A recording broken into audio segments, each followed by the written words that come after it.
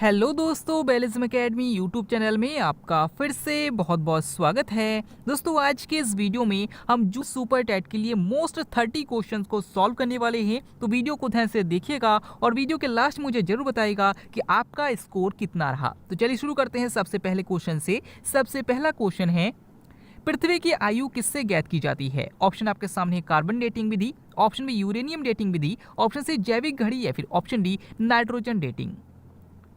इसका सही आंसर हो जाएगा ऑप्शन बी यूरेनियम डेटिंग। दोस्तों याद रखिएगा कि अगर आपसे पूछते हैं कि पृथ्वी की आयु किससे ज्ञात की जाती है तो याद रखिएगा यूरेनियम डेटिंग विधि से ज्ञात करते हैं। अगर आपसे पूछा जाता है कि जीवाश्मों की आयु किस विधि से ज्ञात करते हैं तो याद रखिएगा कार्बन डेटिंग विधि से ज्ञात करते हैं। और अगर आपसे पूछा जाता है कि पेड़ों की आयु किससे ज्ञात की जाती है तो याद रखिएगा वार्षिक विलय के आधार पर ज्ञात की जाती है।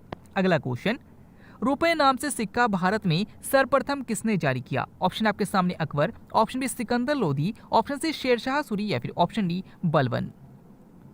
इसका सही आंसर हो जाएगा ऑप्शन सी शेरशाह सूरी। दोस्तों याद रखिएगा कि रुपए नाम से जो सिक्का सबसे पहली बार भारत में चलाया गया था वो शेरशाह सूरी के द्वारा चलाया गया था। अगर आपसे पूछा जाता है कि भारत की सबसे लंबी सड़क कौन सी है तो याद रखिएगा ग्रांड ट्रंक रोड है।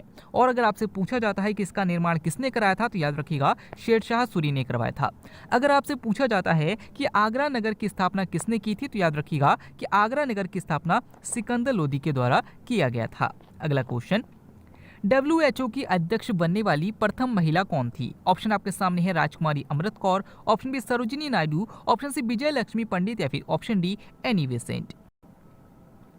इसका सही आंसर हो जाएगा ऑप्शन ए राजकुमारी अमृत कौर। दोस्तों याद रखिएगा कि वर्ल्ड हेल्थ ऑर्गेनाइजेशन जिसका मुख्यालय जेनेवा स्विट्जरलैंड में है, इसके अध्यक्ष बनने वाली जो पहली महिला थी वो राजकुमारी अमृत कौर थी। अगर आपसे पूछा जाता है कि भारतीय राष्ट्रीय कांग्रेस की अध्यक्षता करने वाली पहली महिला कौन थी तो याद रखिएगा एनी बेसेंट थी। और अगर आपसे पूछा जाता है कि भारतीय राष्ट्रीय कांग्रेस की अध्यक्षता करने वाली पहली भारतीय महिला कौन थी तो याद रखिएगा सरोजिनी नायडू थी। अगला क्वेश्चन, अंडमान निकोबार द्वीप निर्मित है। आपको बताना है कि अंडमान निकोबार द्वीप किससे निर्मित हुआ है। ऑप्शन आपके सामने ज्वालामुखी से, ऑप्शन बी प्रवाल से, ऑप्शन सी भूकंप से या फिर ऑप्शन डी निक्षेपण से। इसका सही आंसर हो जाएगा ऑप्शन ए ज्वालामुखी से। दोस्तों अगर आपसे पूछते हैं कि अंडमान निकोबार द्वीप का निर्माण किससे हुआ है तो याद रखिएगा ज्वालामुखी से हुआ है। और अगर आपसे पूछते हैं कि लक्षद्वीप का निर्माण किससे हुआ है तो याद रखिएगा प्रवाल भित्ति से हुआ है। अगला क्वेश्चन, दक्षिण भारत की सबसे लंबी नदी कौन सी है? ऑप्शन आपके सामने Narmada, option B Krishna, option C Kaveri या फिर ऑप्शन डी गोदावरी। इसका सही आंसर हो जाएगा ऑप्शन डी गोदावरी। दोस्तों अगर आपसे पूछते हैं कि भारत की सबसे लंबी नदी कौन सी है तो याद रखिएगा गंगा नदी है। अगर आपसे पूछते हैं कि दक्षिण भारत की सबसे लंबी नदी कौन सी है तो याद रखिएगा गोदावरी नदी है। और याद रखिएगा कि गोदावरी नदी को ही दक्षिण गंगा कहा जाता है और गोदावरी नदी को ही बूढ़ी गंगा भी कहा जाता है। अगर आपसे पूछा जाता है कि दक्षिण भारत की दूसरी सबसे लंबी नदी कौन सी है तो याद रखिएगा नर्मदा नदी है। अगर आपसे पूछा जाता है कि दक्षिण भारत की गंगा किसे कहा जाता है तो याद रखिएगा कावेरी नदी को कहा जाता है। और याद रखिएगा कि कावेरी नदी को ही अर्ध गंगा के नाम से भी जाना जाता है। अगला क्वेश्चन, लक्षद्वीप के लोग कौन सी भाषा बोलते हैं? ऑप्शन आपके सामने Kannada, option B Telugu, option C Malayalam या फिर ऑप्शन डी डोगरी। इसका सही आंसर हो जाएगा ऑप्शन सी मलयालम। दोस्तों याद रखिएगा कि केरल में और लक्षद्वीप में मलयालम भाषा बोली जाती है। याद रखिएगा कि कर्नाटक में कन्नड़ भाषा बोली जाती है, जम्मू कश्मीर में डोगरी भाषा बोली जाती है और तेलंगाना और आंध्र प्रदेश में तेलुगु भाषा बोली जाती है। अगला क्वेश्चन, माउंट एवरेस्ट को तिब्बत में क्या कहा जाता है? ऑप्शन आपके सामने Sagarmatha, option B Chomolungma, option C Sahyadri या फिर ऑप्शन डी हिमाद्री। इसका सही आंसर हो जाएगा ऑप्शन बी चोमोलुंगमा। दोस्तों याद रखिए कि माउंट एवरेस्ट को तिब्बत में चोमोलुंगमा कहा जाता है और नेपाल में सागरमाथा कहा जाता है। अगला क्वेश्चन, कार्डमम की पहाड़ियां कहाँ स्थित है? ऑप्शन आपके सामने Tamil Nadu, option B Kerala, option C Karnataka या फिर ऑप्शन डी महाराष्ट्र।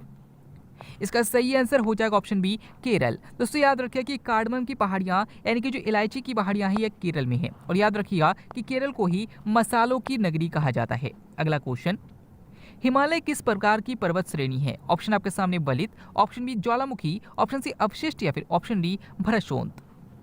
इसका सही आंसर हो जाएगा ऑप्शन ए बलित। दोस्तों याद रखिएगा कि जो हिमालय पर्वत है ये नवीन बलित पर्वतमाला है। अगला क्वेश्चन, भारत में जीएसटी को किस समिति के सिफारिश के आधार पर लागू किया गया? ऑप्शन आपके सामने राजन समिति, ऑप्शन बी अमिताभ समिति, ऑप्शन सी विजय केलकर समिति या फिर ऑप्शन डी राघवन समिति।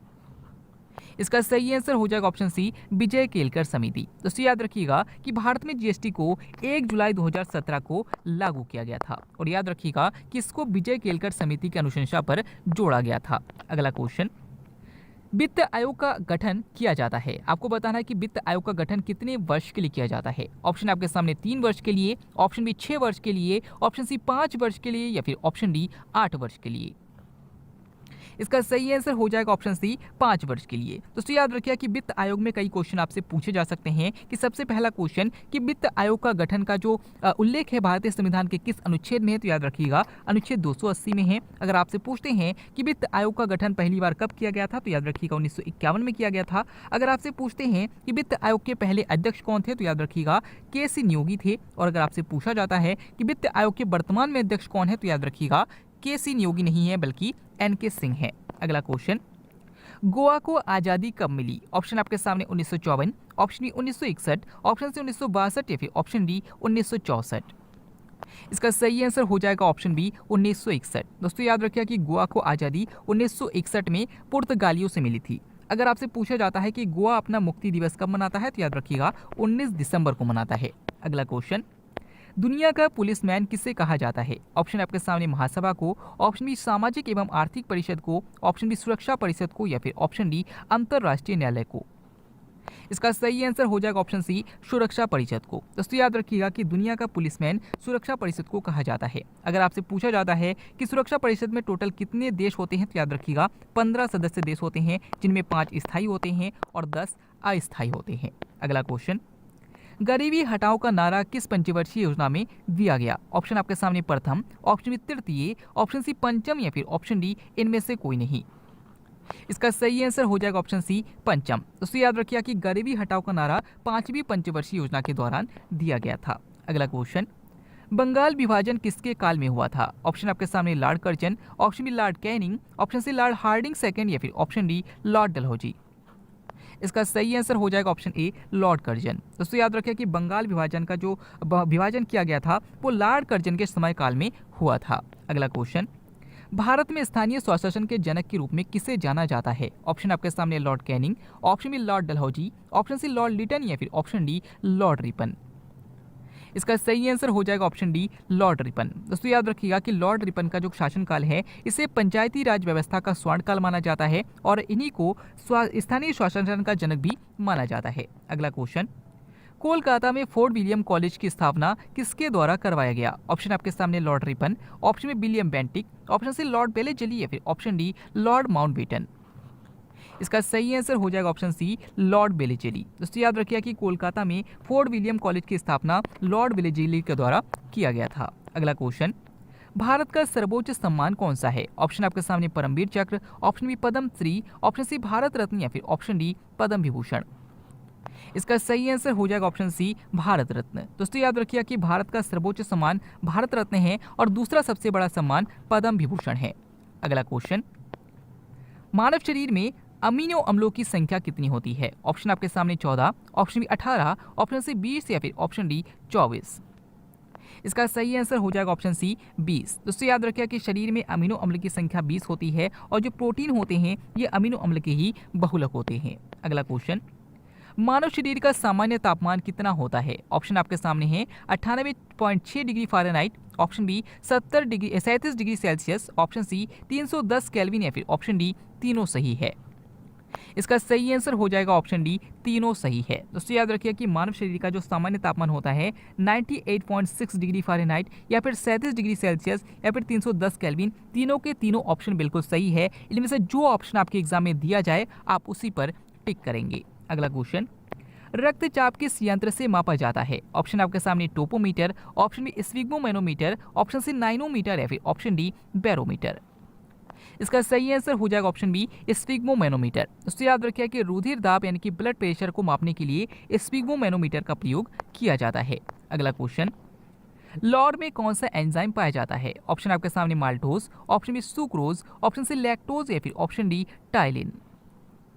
इसका सही आंसर हो जाएगा ऑप्शन डी टाइलिन। दोस्तों याद रखिए कि लार में टाइलिन एंजाइम पाया जाता है। अगला क्वेश्चन, सर्वाधिक लवणता वाला झील कौन सा है। ऑप्शन आपके सामने मृत सागर, ऑप्शन बी कैस्पियन सागर, ऑप्शन सी बान झील या फिर ऑप्शन डी सांभर झील।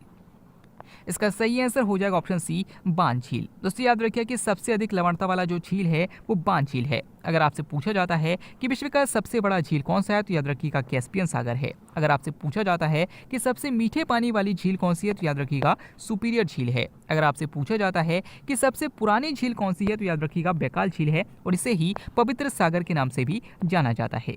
अगला क्वेश्चन, ब्लड बैंक कहलाता है, आपको बताना है कि ब्लड बैंक किसे कहा जाता है। ऑप्शन आपके सामने प्लीहा को, ऑप्शन बी लीवर को, ऑप्शन सी सेरेब्रम को या फिर ऑप्शन डी अस्थि मज्जा को। इसका सही आंसर हो जाएगा ऑप्शन ए, स्प्लीन को। दोस्तों याद रखिएगा कि ब्लड बैंक प्लीहा को कहा जाता है और इस प्लीहा को ही आरबीसी का कब्रिस्तान भी कहा जाता है। अगला क्वेश्चन, प्रथम ज्ञानपीठ पुरस्कार किसे प्रदान किया गया। ऑप्शन आपके सामने हैं doctor Amrita Patel, option B Mahadevi Verma, option C Sumitra Nandan Pant या फिर ऑप्शन डी जी शंकर कुरूप। इसका सही आंसर हो जाएगा ऑप्शन डी, जी शंकर कुरूप। दोस्तों अगर आपसे पूछते हैं कि ज्ञानपीठ पुरस्कार पाने वाले पहले साहित्यकार कौन थे तो याद रखिएगा जी शंकर कुरूप थे। और अगर आपसे पूछा जाता है कि ज्ञानपीठ पुरस्कार पाने वाले पहले हिंदी लेखक कौन थे तो याद रखिएगा सुमित्रा नंदन पंत थे। अगला क्वेश्चन, सभी प्रकार की मौसमी घटनाएं घटती है, आपको बताना है कि सभी प्रकार की मौसमी घटनाएं किस मंडल में घटती है। ऑप्शन आपके सामने आयन मंडल में, ऑप्शन बी ओजोन मंडल में, ऑप्शन सी समताप मंडल में या फिर ऑप्शन डी क्षोभ मंडल में। इसका सही आंसर हो जाएगा ऑप्शन डी, क्षोभ मंडल में। दोस्तों याद रखिए कि पृथ्वी के सबसे निकट का जो वायुमंडल की परत है उसे क्षोभ मंडल कहा जाता है और इसी में सभी प्रकार की मौसमी घटनाएं घटती है। अगला क्वेश्चन, भारत में सबसे कम वर्षा किस स्थान पर होती है। ऑप्शन आपके सामने लेह में, ऑप्शन बी सिक्किम में, ऑप्शन सी चेरापूंजी में या फिर ऑप्शन डी मासिनराम में। इसका सही आंसर हो जाएगा ऑप्शन ए, लेह में। दोस्तों याद रखिए कि भारत में सबसे अधिक वर्षा मासिनराम में होती है और सबसे कम वर्षा लेह में होती है। अगला क्वेश्चन, हजार झीलों की भूमि किसे कहा जाता है। ऑप्शन आपके सामने थाईलैंड को, ऑप्शन बी फिनलैंड को, ऑप्शन सी ब्रिटेन को या फिर ऑप्शन डी जापान को। इसका सही आंसर हो जाएगा ऑप्शन बी, फिनलैंड को। दोस्तों याद रखें कि हजार झीलों की भूमि फिनलैंड को कहा जाता है।